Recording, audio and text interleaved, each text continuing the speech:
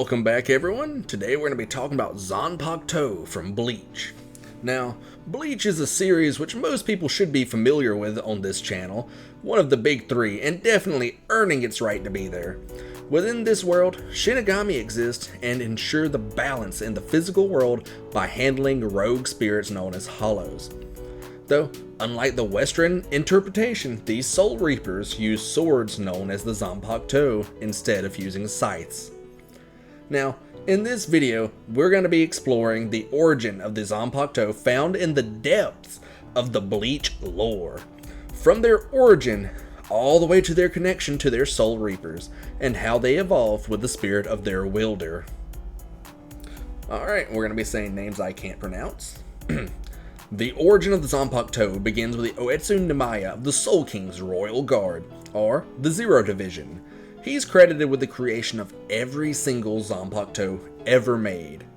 Now, his invention, of course, changed the Soul Society and how they handled combat, along with how they maintained balance. First, we have the Zanpakuto state known as the Asuichi. This is considered to be a sword with a blank state and has the potential to transform into any Zanpakuto possible. Asuichi are created by Nemaya using a secretive process which combining the souls of multiple Soul Reapers and even Hollows and condensing them down into what is considered the Asuichi, which appear as humanoid entities, which Shinigami will then select one to be forged into a blade. This blade is still called the Asuichi, while also be considered a blank Zanpakuto. Though this is considered its most powerful state, as it is the state of infinite potential to become anything possible as a reflection of its user. Now, the second state of an Asuichi's process is known as the bonding process.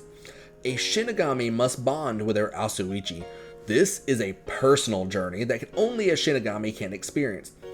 A Shinigami must spend considerable amounts of time with their Asuichi while also pouring their own spiritual energy into the blade itself. Now, this will cause, over time, the Asuichi will begin to morph into their new form, the true Zanpakuto, or at least the basic form. This Zanpakuto, unlike the Asuichi's blank state form, is no longer a blank state at all and is instead now the reflection of their wielder's soul. Of course, this transition eradicates the infinite potential of the Asuichi and sets the Zanpakuto's limitations, as it will only be as strong as the Shinigami it is reflecting. Now, this bond is actually very sacred, that only the wielder knows the true name of their Zanpakutos and can commune with that Zanpakuto. Now, as you have already heard, an Asuichi can bond and become the Zanpakuto, which is the reflection. Now, what you also may know is that they can evolve. Now, the evolution of a Zanpakuto is very dependent on the relationship. So, upon your Asuichi becoming a Zanpakuto, this is a great feat, though it is only the very beginning of the journey. While the Zanpakuto is now a reflection of its user, that does not mean that the user has access to their fullest potential at all, or their self-discovery. Shinigami must adequately commune and associate with their Zanpakuto, creating a deeply personal connection with this unique entity. Now, first, a personal connection must be made with the spirit of the Zanpakuto. You may be wondering how, though it's pretty simple to create this. You just need to learn its name. Well, this is akin to accepting part of one's soul they may not have acknowledged prior to that point, but once you earn your Zanpakuto's name, you are acknowledged as worthy and then gain the ability to release its first form, the Shikai. The Shikai is the initial release form of the Zanpakuto. While in this form, the unique ability of your Zanpakuto is revealed to you. Within the series, this ability can be anything like elemental manipulation, enhanced physical abilities, concentrated power, or area of effect type attacks, and so many more. Attaining a Shikai is also a feat which shows a Shinigami's strength and proficiency as they have grown with their Zanpakuto. Next is the final form of the Zanpakuto, essentially, the Bankai. Now, the Bankai is the highest form a Zanpakuto can assume, and of course, is another testament to the power of a Shinigami, as it shows their deep relationship with the blade and their own power. To attain this state, of course, a Shinigami must have mastered the Zanpakuto Shikai state, done by being capable of a full ability utilization and understanding with your Zanpakuto. Occasionally, some Zanpakuto spirits may want to test the mettle of their master and fight them through spirit manifestation. Now, while it's quite the feat to have a Shikai, the Bankai is a true testament to the power and self-mastery, setting a great example for who should and should not be selected as a possible captain of a division. While we have discussed the importance of a Shinigami getting to know their own personal Zanpakuto, there are a few rare exceptions. Now, in these rare exceptions, a Zanpakuto may be inherited instead of forged and earned, like the Shinken Hakioken, which is a Zanpakuto which is passed down through the Ise clan generation by generation. Unlike other clans, due to this blade being bound to the clan itself, it prevents members of this clan from having their own unique Zanpakutos. Less rare than inherited Zanpakuto is Zanpakuto which have been hollowified. Now, this occurs only when a hollow soul is merged with a normal soul in any manner. Hollowification grants significant boost in power to both the Zanpakuto and its master. It gives the Zanpakuto abilities which have been combined traits between the Zanpakuto spirit's normal abilities and hollow abilities.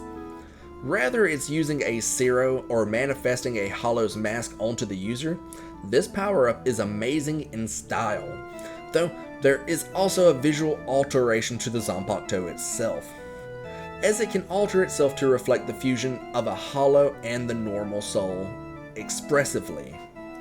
Now, it also symbolizing the dual nature of its master currently, as now their soul is torn between normal and demonic. Now, while this can be seen as a physical manifestation of the the now dual nature of the Shinigami, known as Wizard, sometimes in these cases, the relationship might need to be re-established by the Shinigami to their now changed sword spirit to advance their new abilities. Though most rare is actually the hybridization between Quincy's and the Shinigami. This creates a vast disharmony, unlike how the hollow and the normal spirit can kind of merge, as the Quincy side, which seemingly manifests as a younger form of your watch, constantly attempts to mislead the hybrid Shinigami away from being a Shinigami. Though, once harmony is established, the hybrid could have enhanced Reishi control, along with the ability to synthesize additional spirit weapons, or of course, augment their own Zanpakuto's abilities. Now, in a unique case, Ichigo's true Zanpakuto comes in two parts. First, he has a larger blade. It's white. Zangetsu, the hollow spirit which is his true sword spirit. Second is the smaller blade, Old Man Zangetsu, which occurs once Ichigo comes to terms with his heritage being half human, half Quincy, part Shinigami, part hollow.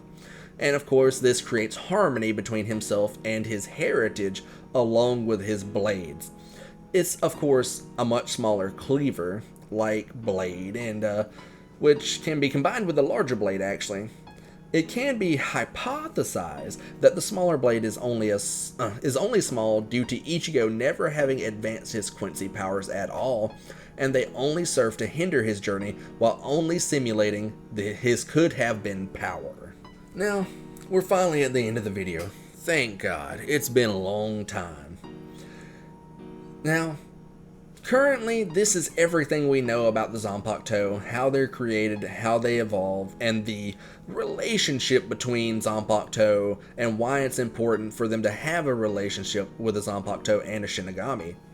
Now, of course, from their dark origin of being condensed spiritual energy from both Hollows and Soul Reapers, to how they bond with the Shinigami they're paired with, and of course, evolve with said Shinigami. Note that all the weapons are highly complex and in some capacities still a mystery. Now, if you enjoyed this video, please make sure to comment below your favorite Shinigami or Zanpakuto spirit, and of course, why they are your favorite.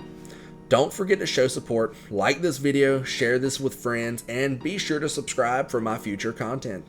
Now, this is Protector Cross, signing off. Have a good day, a good night, and a good whatever. See you next time.